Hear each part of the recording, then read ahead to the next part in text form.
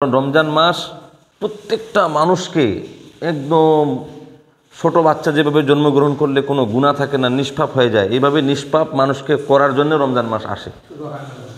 রাসূল পাক সাল্লাল্লাহু আলাইহি ওয়াসাল্লাম বলছেন, এমন একটা মাস, এমন একটা সম্মানিত মাস, মানুষ মুহূর্তে মুহূর্তে সওয়াব পাবে, মুহূর্তে মুহূর্তে সওয়াব পাবে। কেমন?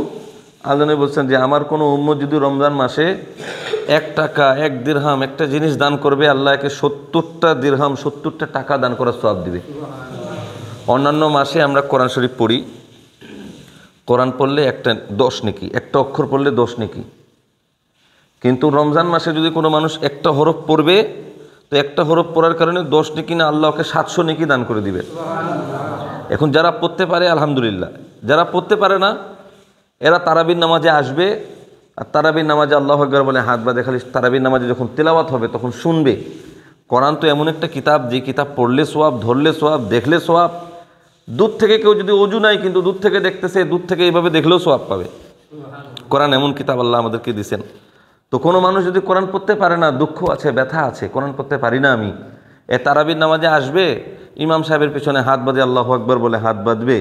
ইমাম সাহেব যারা তারাবি পড়ান যারা পড়বেন, আর ইমাম সাহেবের তেলাওয়াত শুনবেন, তো প্রত্যেকটা হরফ শোনার কারণেও একটা হরফের কারণে 700 নেকি পাই যাবে। আল্লাহ এমন মাস আমাদেরকে দিচ্ছেন, সুবহানাল্লাহ। ফরজ নামাজ পড়বে মানুষ, তো একটা ফরজ নামাজ পড়বে তো 70টা ফরজ নামাজের সওয়াব পাই যাবে। কেউ নফল নামাজ যদি পড়তে চায় যে আমি নফল পড়ি, তো নফল পড়লে ফরজের সওয়াব আল্লাহ দান করে দিবেন। এমন একটা মাস, যে মাসে আল্লাহ কোরআন নাজিল করছেন, যে মাসের মধ্যে শবে কদর আছে। তো এই মাসকে আমরা অবশ্যই কদর করব। প্রথম থেকেই চেষ্টা করব যে প্রত্যেকটা রোজা রাখার, এবং যেগুলি ছোট ছোট নফল ইবাদতগুলি আছে, তাহাজ্জুদের নামাজ আছে, এই ছোট ছোট নফল নামাজ আছে, এইগুলিকে আমরা এই মাসে বাদ দিব না। চেষ্টা করব যে আমরা এইগুলিও করার। কারণ রাসূল পাক সাল্লাল্লাহু আলাইহি ওয়াসাল্লাম বলতেছেন যে রমজান মাসের রাতের যে ইবাদত, কোনো মানুষ যদি রমজান মাসের রাতের ইবাদত, সালাতুল তারাবি হোক, সালাতুল লাইল হোক, সালাতুল আপনার তাসবিহ হোক, রাতের মধ্যে মানুষ যেই নামাজগুলি পড়ে, সালাতুল তাহাজ্জুদ হোক, যদি কোনো মানুষ রমজান মাসের রাতে ইবাদত করলো আর দিনে রোজা রাখলো, কোনো মানুষ রমজান মাসের রাতে ইবাদত করলো আর দিনে রোজা রাখলো, আল্লাহ নবী সাল্লাল্লাহু আলাইহি ওয়াসাল্লাম বলতেছেন এর জন্যে আল্লাহ 70,000 ফেরেশতাকে নিযুক্ত করে দেন। এবং এই 70,000 ফেরেশতা সারাদিন যে রোজা রাখবে, এর মাগফিরাতের জন্য দোয়া করতে থাকে যে আল্লাহকে মাফ করে দাও, আল্লাহকে মাফ করে দাও। সুবহানাল্লাহি ওয়া বিহামদি। মানে প্রথম রাত থেকেই, রমজানের প্রথম রাত থেকেই, প্রথম রোজা থেকেই প্রত্যেকটা মানুষকে গুনাহ মাফের আল্লাহ ব্যবস্থা করছেন। কোনো মানুষ ওই 2020 রোজা রাখছিল রমজানের, এবং 2025 আসছে, এখন 25 রোজা রাখবে। এই যে মাঝখানে যতগুলি গুনাহ করছে, রাসূলুল্লাহ সাল্লাল্লাহু আলাইহি ওয়াসাল্লাম বলছেন তামাম গুনাহে সগীরা, গুনাহে কবিরা, আমরা তো ভাগ করে দিছি না, গুনাহে সগীরা, গুনাহে কবিরা। কবিরার মধ্যে হক্কুল ইবাদগুলি বাদ দিয়ে হক্কুল্লাহ এবং গুনাহে সগীরা যতগুলি আছে, এই যে 24 সালে রোজা রাখছিল সবগুলি, এবং 25 সালে যে রোজা রাখবে, এই নিয়ত করে যে প্রথম রোজাটা যে রাখলো, শুধু প্রথম রোজাটাই যে রাখলো, আল্লাহ নবী সাল্লাল্লাহু আলাইহি ওয়াসাল্লাম বলছেন মাঝখানে যত গুনাহ করছে সব আল্লাহ মাফ করে দিবে। এবং কোনো মানুষ চেষ্টা করতেছে যে না, কষ্ট হোক, রোদ অনেক হোক, সেহরি করি নাই, রমজান মাসের অনেক মানুষ মনে করে কি যে সেহরি করি নাই তাহলে মনে হয় রোজা তো আর করতে পারবো না। ফরজ রোজা এটা, এই রোজা এমন একটা রোজা, কেউ যদি সেহরি নাও করে ওকে রোজা রাখতে হবে, সেহরি না করলেও রোজা রাখতে হবে। তো কোনো মানুষ বেশ রমজান মাসের কষ্টকে সহ্য করে নিয়ে এরপরে সেহরি না করলেও যদি কষ্ট মষ্ট করে রমজানের রোজাগুলি রাখে নিতে পারে, আল্লাহ নবী সাল্লাল্লাহু আলাইহি ওয়াসাল্লাম বলছেন, বাইহাকি শরীফের মধ্যে আসছে হাদিস শরীফ, আল্লাহ নবী বলছেন এই যেই স্থানের মধ্যে বসবে, এই স্থান ওর মাগফিরাতের জন্য দোয়া করবে। যে ছাদের নিচে বসবে, ওই ছাদ ওর মাগফিরাতের জন্য দোয়া করবে। যে রাস্তা দিয়ে হাঁটবে, ওই রাস্তার আশেপাশে যে গাছপালা আছে, এর মাগফিরাতের জন্য দোয়া করবে। সুবহানাল্লাহ। এমনকি বাইহাকি শরীফের মধ্যে আছে, সমুদ্রের মধ্যে যতগুলি মাছ আছে, সমস্ত মাছ যে ব্যক্তি রোজা রাখে, এই ব্যক্তির মাগফিরাতের জন্য দোয়া করতে থাকে, আল্লাহকে মাফ করে দাও, আল্লাহকে মাফ করে দাও। কিন্তু তারপরে দেখবেন এত ফজিলতপূর্ণ একটা মাস, বরকতময় মাস আসছে, তারপরে এরকম বরকতময় মাস পাওয়ার পরও কিছু মানুষ ছাগলের মতন মানুষকে দেখায় পান খায় বেড়াচ্ছে, ওই হোটেলের মধ্যে যায়। খায় বেড়াচ্ছে।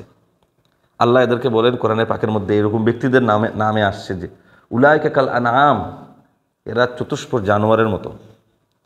শুধু জানোয়ার না, আল্লাহ বলতেছেন বালহুম আদল, শুধু জানোয়ার না, জানোয়ার থেকেও খারাপ। কারণ রমজান মাস কেমন মাস, কোনো মানুষ যদি কষ্টমষ্ট করে খালি রোজা রাখলো, বলা হচ্ছে যে সমুদ্রের মাছের জন্য দোয়া করে, সমুদ্রের মধ্যে যতগুলি মাছ আছে সবাই এর জন্য দোয়া করে। 70,000 ফেরেস্তাকে আল্লাহ নিযুক্ত করেন যে ফেরেস্তা তোমরা শুধু এর মাগফিরাতের জন্য দোয়া করো। ফেরেস্তা যার জন্য দোয়া করবে এর কি হালত হবে, সুবহানাল্লাহ। ফেরেস্তা যার জন্য দোয়া করবে যে আল্লাহকে মাফ করে দাও, এর নিষ্পাপ শিশুর মতন হবে না তো আর কে হবে? এরকম সম্মানিত মাস আল্লাহ দিচ্ছেন। বলতেছেন আল্লাহ নবী বলতেছেন, সাহাবী শুনো, রমজান মাসের এক একটা সিজদার গুরুত্ব কত। রাতের যে সিজদা করি আমরা, তারাবির নামাজ পড়ি, এরপর হচ্ছে কেউ তাহাজ্জুদ নামাজ পড়ি, এরপর হচ্ছে কিয়ামুল লাইল করি, রাতের কিয়ামুল লাইল পড়ি, অনেক মানুষ সালাতুত তাসবিহও রমজান মাসে পড়ে। তো এক একটা রাতের সিজদার গুরুত্ব কত। রাসূলুল্লাহ সাল্লাল্লাহু আলাইহি ওয়াসাল্লাম বলতেছেন, কোনো মানুষ রমজানে যে এক একটা সিজদা করবে, আমরা যে তারাবির নামাজ পড়ি না, এটাও কিন্তু রাতের এক একটা সিজদা। তো কিয়ামুল লাইল হোক, সালাতুত তারাবি হোক, সালাতুত তাহাজ্জুদ হোক, সালাতুত তাসবিহ হোক, রাত্রে যখন কোনো মানুষ আল্লাহকে খুশি করার জন্য রমজান মাসকে সম্মান করে রাত্রের এক একটা সিজদা করবে, রাসূলুল্লাহ বলতেছেন এক একটা সিজদা করার কারণে আল্লাহকে 15,000 সওয়াব দান করে দেবে। সুবহানাল্লাহ বিহামদি। খালি 15,000 না, আর এক হাদিসের মধ্যে আসে শুধু 15,000 না, যে ব্যক্তি রমজান মাসকে সম্মান করে রাত্রে নামাজগুলি পড়বে। আমরা খালি ওই তারাবি নামাজ পড়ে বাসায় চলে যাই, কিন্তু ইফতারের সেহরি করার পর কিন্তু হাতে অনেক সময় থাকে। চেষ্টা করব আমরা যে ওই সময়টা আমরা ওই তাহাজ্জুদ নামাজ পড়ে নেওয়ার, যতক্ষণ আজান না হয় তাহাজ্জুদ নামাজ পড়ে নিব। যদি আজান হয়ে গেল, এটা আর তাহাজ্জুদ হবে না, এই নামাজটার নফলের মধ্যে গণ্য হয়ে যাবে, গণনা করা হবে। তো রমজান মাসে তো এক একটা রাতের সিজদার তো অনেক দাম। আল্লাহ নবী বলেছেন শুধু 15,000 নেকি পাবে না এক একটা সিজদার কারণে। কোনো মানুষ রমজান মাসে যখন এক একটা সিজদা করবে, তো এক একটা সিজদা দেওয়ার কারণে রাসূলুল্লাহ বলতেছেন যে একটা সিজদা দিবে, এর জন্য আল্লাহ জান্নাতে একটা গাছ লাগাই দিবেন। একটা সিজদা দিবে, জান্নাতের মধ্যে এক একটা গাছ লাগায়। তারাবির নামাজ আমরা কত করি, 20 রাকাত, 20 রাকাতের মধ্যে আমরা কতগুলি সিজদা করি, সুবহানাল্লাহ। তো এক একটা সিজদার কারণে জান্নাতের মধ্যে গাছ লাগে। আচ্ছা, গাছটা শুনতে মনে হলো যে গাছে তো লাগাই দিবে, টেনশন কি, মনে হয় বেশি না। রাসূলুল্লাহ সাল্লাল্লাহু আলাইহি ওয়াসাল্লাম বলছেন, শোনো, যে সেই গাছ লাগাবে না, এমন গাছ লাগাবেন, জান্নাতের মধ্যে এমন গাছ লাগানো হবে যে গাছ অতিক্রম করতে, যদি কোনো ঘোড়াকে বলা হয় যে অতিক্রম করো, তো ঘোড়াকে অতিক্রম করতে 700 বছর লাগবে। মানে এত বড় গাছ। আচ্ছা, গাছ লাগায় কাজ কি? গাছ তো লাগাই দিলাম, গাছ লাগায় কাজ কি? এখন এই গাছ কিয়ামত পর্যন্ত ওর মাগফিরাতের জন্য দোয়া করবে। মানে এত বড় গাছ লাগাই দিবেন আল্লাহ, শুধু রমজান মাসে রাত্রে সিজদা করার কারণে আল্লাহ এত বড় গাছ লাগাবেন যে গাছকে অতিক্রম করতে 700 বছর লাগবে একটা ঘোড়ার। মানে কত বড় গাছ হবে। আর এত বড় গাছকে আল্লাহ শুধু গাছ লাগায় রাখে দিবেন না, কিয়ামত পর্যন্ত এই গাছ মাগফিরাতের জন্য দোয়া করবে। মানে অনেক সম্মানিত মাস। এমনি রাসূলুল্লাহ সাল্লাল্লাহু আলাইহি সাল্লাম দোয়া করতেন না যে আল্লাহ আমাদেরকে রমজান মাস পর্যন্ত পৌঁছায় দাও। আল্লাহ নবী বলতেছেন, কোনো মানুষ যদি রমজান মাস পাইলো আর যদি নিজের গুনাহ মাফ করাতে পারলো না, এ বদনসিব, বাদবাখত, এর মতন বদনসিব আর বাদবাখত আর কেউ নাই। সাহাবায়ে কেরামদেরও তো কষ্ট হইতো, কিন্তু সাহাবায়ে কেরাম তারপরও রোজা রাখতেন। অনেক ওয়াকিয়া। হযরত সালিম রাদিয়াল্লাহু তাআলা আনহু মুসাইলামাতুল কাজ্জাবের বিরুদ্ধে যখন যুদ্ধ হয়, তো মুসাইলামাতুল কাজ্জাবের বিরুদ্ধে যখন যুদ্ধ হয়, ইয়ামামার যুদ্ধে, এই যুদ্ধের মধ্যে অনেক হাফেজে কোরআনকে মারে দেওয়া হয়েছিল, 700-র অধিক আলেমে দ্বীনকেও মারে দেওয়া হয়েছিল।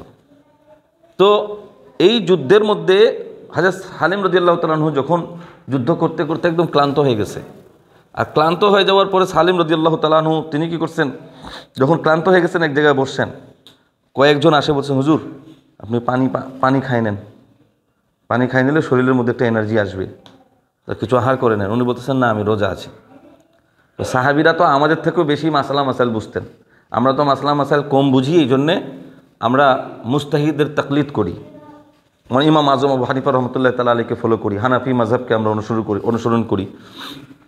তো ওনার সাহাবিরা কার অনুসরণ করবে? ওনারা তো এক একজনই মুস্তাহিদ। মানে সাহাবিরা হচ্ছে নবীর কাছে ডিরেক্টলি হাদিস গ্রহণ করছেন, এই জন্য সাহাবিদেরকে মাসআলা মাসাইলের প্রয়োজন হয় না। ওনারা মাসআলা মাসাইল বেশি বুঝতেন আমাদের থেকে। তো সালিম রাদিয়াল্লাহু তাআলা আনহু এটা জানতেন যে অসুস্থ হইলে রোজা ভাঙ্গা যায়। কেমন অসুস্থ, এটা আবার ভাগ আছে, একদম মরে যাবে। এরপরে হচ্ছে বাচ্চাকে দুধ খাওয়াইতে হবে। এরপরে হচ্ছে কি যে মানে রোজা কাজা করার কিছু কিছু কিছু জায়গায় 10 শ্রেণীরকে অনুমতি আছে। এই জন্যে আবার তার মানে মানুষ করে কি জ্বর হইলো সর্দি হইলো ছেড়ে দিল, চলবে না। সালেম রাদিয়াল্লাহু তাআলা আনহু উনি কী করতেন শুনেন, হাদিসে পাকের মধ্যে কিতাবের মধ্যে আসছে যে সালেম রাদিয়াল্লাহু তাআলা আনহু যুদ্ধ করছেন, করতে করতে অসুস্থ হয়েছেন, একটু ক্লান্ত ভাব। এখন ওনাকে বলা হচ্ছে যে হুজুর অসুস্থ হইলে তো মানুষ পানি পান করতে পারে, রোজাটা কাজা করতে পারে, আপনি কাজা করে দেন, সমস্যা কি, পরে রাখে নেবেন। উনি তো মাসাল জানতেন যে হ্যাঁ করেও যাবে।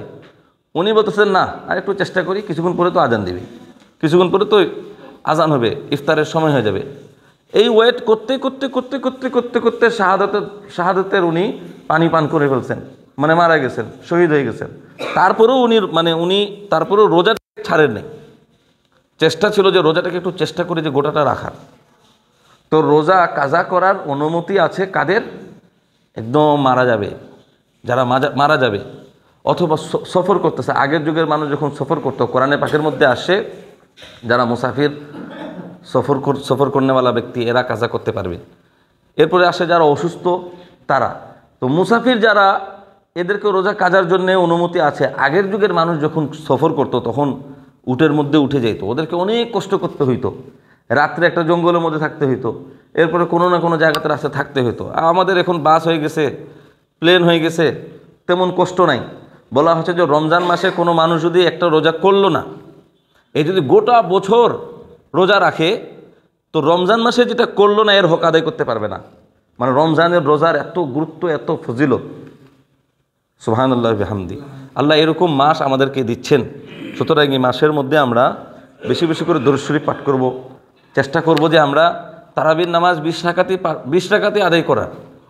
একটু কষ্ট হবে, পা ব্যথা হবে, কিন্তু পা ব্যথা হইলে সমস্যা কি, যদি রমজান মাস ইবাদতের মাস, রমজান মাস মানুষকে গুনাহ মাফ করানোর মাস, কষ্ট হবে, কিন্তু এই কষ্টটাই তো আল্লাহ পছন্দ করেন। আল্লাহ এই কষ্টটাকে কি করেন, পছন্দ করেন। কে রমজান মাসের এক একটা সিজদা করার কারণে 15,000 নেকি দান করে দেওয়া হয়।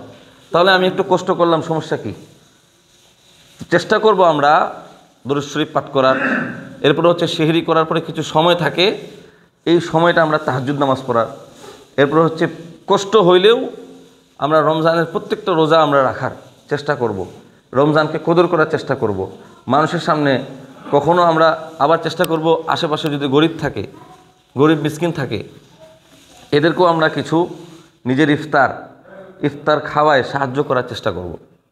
কারণ রমজান মাসের মধ্যে রাসূলুল্লাহ সাল্লাল্লাহু আলাইহি ওয়াসাল্লাম সাহাবীদেরকে বলছেন, সাহাবী শুনো, তোমরা নিজেও ইফতার করবে এবং ইফতার তোমরা গরিব মিসকিনদেরকেও করানোর চেষ্টা করবে। সাহাবীরা বলতেন, ইয়া রাসূলুল্লাহ, করাইলে আমাদের ফায়দা কি? আল্লাহ নবী সাল্লাল্লাহু আলাইহি ওয়াসাল্লাম বলতেছেন, অনেক মানুষ আছে না যাদের কাজা, যারা রমজান, যেমন মেয়েরা হায়েজ ও নিফাস অবস্থায় রোজা রাখবে না, তো রোজা রাখার এদের মানা আছে। কারণ এই অবস্থায়ও রোজা নাই, কিন্তু এই হায়েজ ও নিফাস অবস্থায় যেই মহিলা, এই মহিলা যদি কোনো রমজান মাসে কোনো রোজাদারকে ইফতার করায়, হাদিসে পাকের মধ্যে আসছে যে ইফতার করাইলো কোনো রোজাদারকে খুঁজে ইফতার করাইলো, এ রোজা নাই, কিন্তু রোজাদারকে ইফতার করার কারণে রোজাদার রোজা রাখে যে সোয়াবটা পাইছে, আল্লাহ সেই সোয়াব তাকে দান করে দিবেন। মানে যে রোজা, অনেক মানুষ আছে যাদের জন্য রোজা কাজা করার অনুমতি আছে, যেই মা দুধ খাওয়ায় বাচ্চাকে, এর জন্য অনুমতি আছে। মহিলারা হায়েজ ও নিফাস অবস্থায়, এদের কাজা করার অনুমতি আছে। তো এরা যদি কোনো রোজাদার ব্যক্তিকে খাওয়ায়, তো রোজাদার ব্যক্তি রোজা রাখে যে সোয়াব পাইছে, সেই সোয়াব আল্লাহ একেও দান করে দিবেন। এখন সাহাবায়ে কেরামদের মধ্যে অনেক সাহাবী ছিলেন যে আমাদের তো একজন মানুষকে ইফতার যে করাবো এই সামর্থ্য নাই, হুজুর আমরা কি এই সোয়াবটা পাবো না?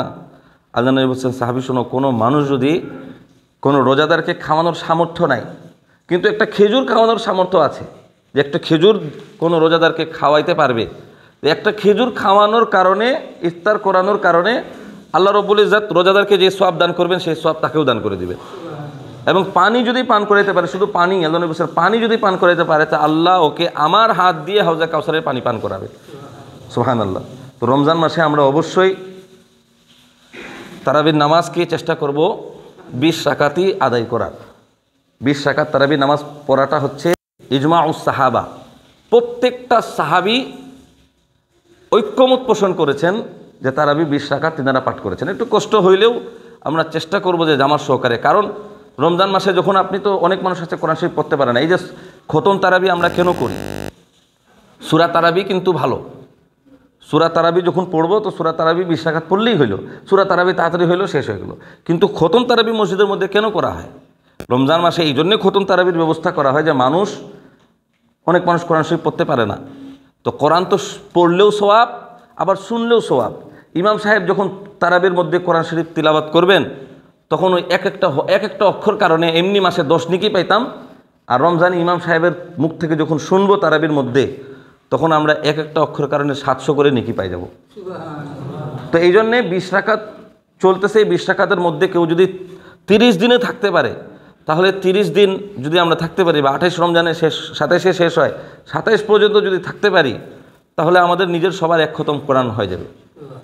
এক খতম না, সবার 700 খতমের সওয়াব পাই যাবে সবাই। মানে এক একটা অক্ষর পড়লে 700 করে নেকি দান করা দেওয়া হয়। সুবহানাল্লাহ। তো আমরা রমজানের আদব করব, বেশি বেশি করে দরুদ শরীফ পাঠ করব। পহেলা রমজানের মধ্যেই এই জিনিসটা মানুষের মধ্যে দেখা যায় যে একদম আসরের মধ্যে আসরে শুরু হয় মেসওয়াক করা, একদম মাগরিবে শেষ হয় মেসওয়াক শেষ হয়। আবার মেসওয়াকটা হয় অনুমতিতে নেওয়া, অনেক জায়গাতে এটা করে যে রোজা আসি চল, এই যে টেক্সটাইলের মধ্যে গাছ আছে, গাছ আছে, কি নাম এটা, নিম গাছ আছে, চল ওখান থেকে ওখান থেকে নিয়ে তো ওখান থেকে যায় ভাঙ্গে ভুঙ্গি নিয়ে আসো। নাই তো কার সেলিম ভাইয়ের বাড়িতে ওই আছে, নিমের গাছ আছে, ওখান থেকে ভাঙ্গে নিয়ে অনুমতি নে বা না নে ভাঙ্গে নিয়ে চলে আসো। আর মানুষের ভাঙ্গা নিম গাছ নিয়ে মেসওয়াক করতেছে, অনেক মানুষ এই জিনিসটা করে, না অনুমতি নিয়ে মানুষের গাছ থেকে নিম গাছ পাড়ে নিয়ে, কারণ মেসওয়াক করতে হবে, রমজানে সবাই মেসওয়াক করে, আমাকেও মেসওয়াক করতে হবে। এখন অনুমতি নিয়ে হোক আর বিনা অনুমতি নিয়ে হোক, মেসওয়াক করতে হবে, নবীর সুন্নত পালন করতে হবে। এটা নবীর সুন্নত পালন হইল না, এই যে সারাদিন রোজা রাখে যে সওয়াবটা পাওয়া হইলো, কিয়ামতের মধ্যে অনুমতিতে মেসওয়াক করাটাই জাহান্নামে নিয়ে যাওয়ার কারণ হবে। মেসওয়াক করতে হবে তো অনুমতি নিয়ে, মেসওয়াক নাই আপনি আঙ্গুল দিয়ে করেন, কিন্তু বিনা অনুমতিতে করা যাবে না, বিনা অনুমতিতে নেওয়া যাবে না।